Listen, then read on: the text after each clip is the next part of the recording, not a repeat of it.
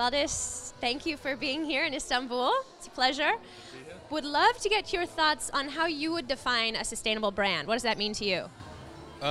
Well, I think they asked me a similar question here last year, and I'll give you a similar answer, because I think it still rings true. I think this is something that's kind of evergreen when we talk about sustainable brands, and this is that a brand that's sort of thinking into the future, yeah, that has a vision of the impact that it has on future generations, whether it's 7 generations as in some traditions it is, or whether or not it's just a few generations in advance. Of course, the further the better, I think. But for me, that's what really is the hallmark of a sustainable brand for me. Excellent. So looking into the future, transitioning into a new economy, it presents a lot of challenges for companies today. What do you think are the primary obstacles there?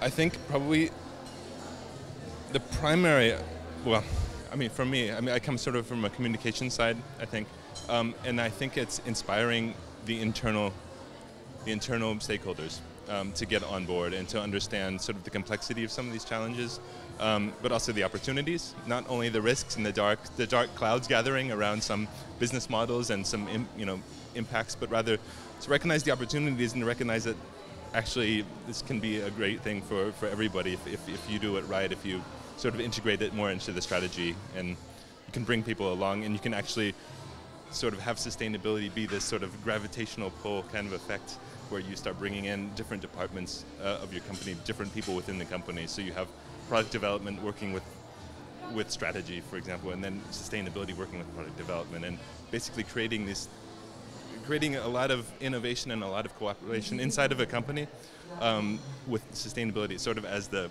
glue, I guess. So. Thanks. So you said you were here last year, correct?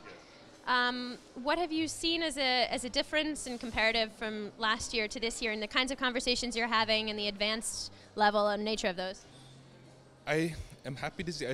Thomas mentioned a few of them this morning, and one is the fact that I see more younger people here this year, which I think is a good development overall. Which is a great development overall. I mean, a lot of these, I think the earlier that people can start integrating this into their education training. I don't know exactly where they are in terms of in the business world yet, or still students, but it's great to see that. And the other thing that I saw in the presentations, in a few of the presentations, I think, is that we're starting to see a few concrete, basically examples. There was an example yesterday from Lipton, who they really went through the design process of creating these shears for cutting tea, and I love the attention that's made to the design process, because I think this is something that, if it's not shears, it's going to be something else that a lot of other businesses can learn from. So very concrete steps, which I appreciate. So. Thank you.